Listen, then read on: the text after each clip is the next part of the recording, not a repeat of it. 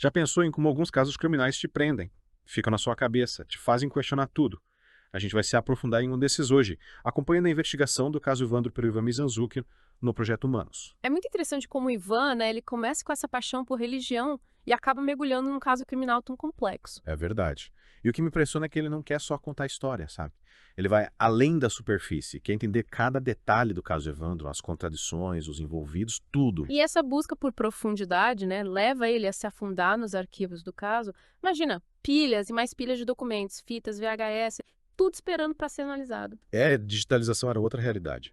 Mas o Ivan não desanimou, né? Ele se debruçou sobre os autos do processo, milhares de páginas com cada detalhe do caso, cada depoimento, para entender tudo. É, para quem não está acostumado com a linguagem jurídica, esses autos são um desafio, né? É quase um novo idioma. Mas o Ivan foi atrás. Até consultou amigos advogados para decifrar tudo e garantir que a investigação fosse precisa. E essa dedicação resultou em material incrível. Ele falou que criou uma enciclopédia online com mais de 150 personagens envolvidos. É muita gente. Nossa, muita gente. E essa complexidade, né, mostra um dos maiores desafios nesses casos. Entender quem são os personagens principais, qual o papel de cada um, como suas histórias se conectam. A Dona Maria, por exemplo, a avó do Evandro, ela é central na história. E as fitas VHS com os depoimentos.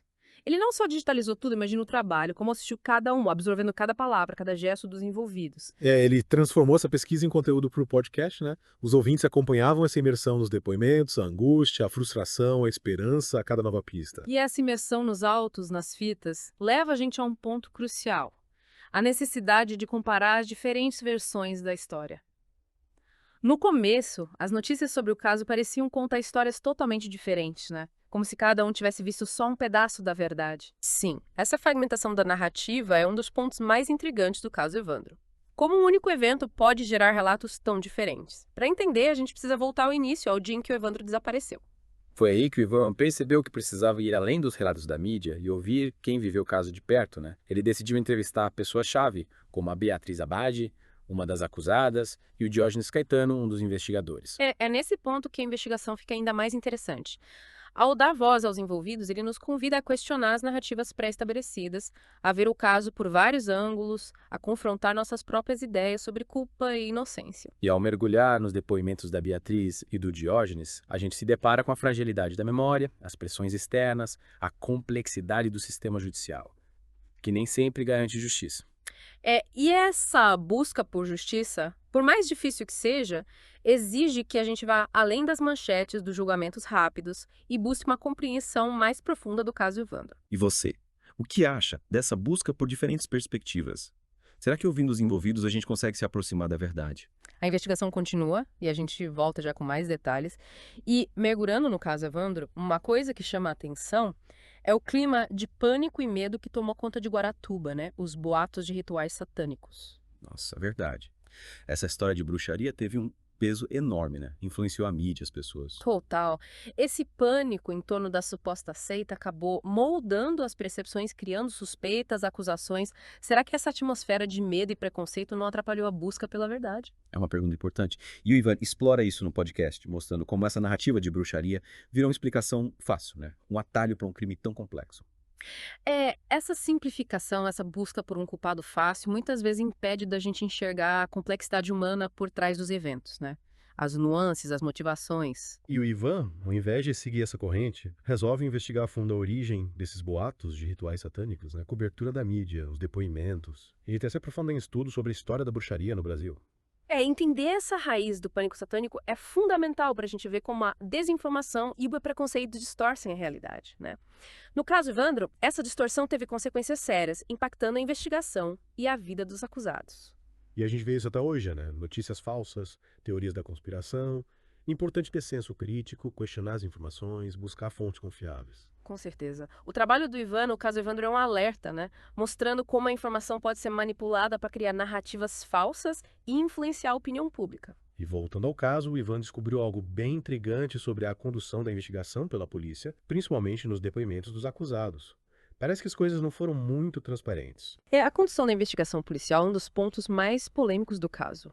Analisando os autos do processo, o Ivan encontrou várias irregularidades nos interrogatórios: coação, tortura, manipulação de provas. Que horror! É assustador pensar que a busca por justiça pode ser manchada por práticas tão abusivas, né? E o Ivan aborda essa questão no podcast, questionando a ética e a legalidade dos métodos da polícia. É importante essa postura crítica para a gente refletir sobre os limites do poder e a garantia dos direitos individuais, mesmo em momentos de comoção social. A busca pela verdade não pode justificar a violação de direitos. E ao expor essas irregularidades, o Ivan questiona a validade das confissões, né?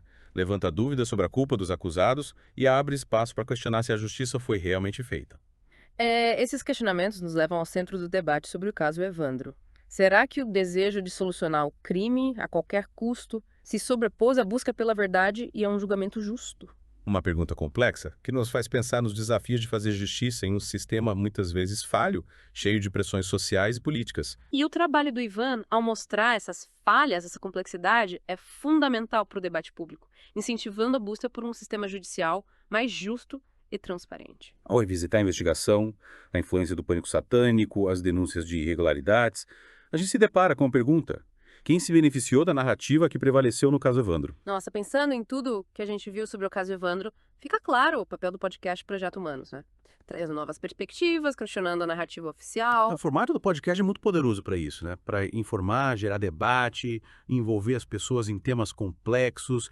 Me senti um detetive ouvindo os episódios, sabe? Acompanhando cada passo da investigação. É verdade, o Ivan consegue criar essa imersão, né? Ele equilibra a seriedade do tema com uma narrativa que te prende. Música, efeitos sonoros, entrevistas. Sim, e essa narrativa é construída com base numa pesquisa super completa, né? Ele não só apresenta os fatos, ele vai além.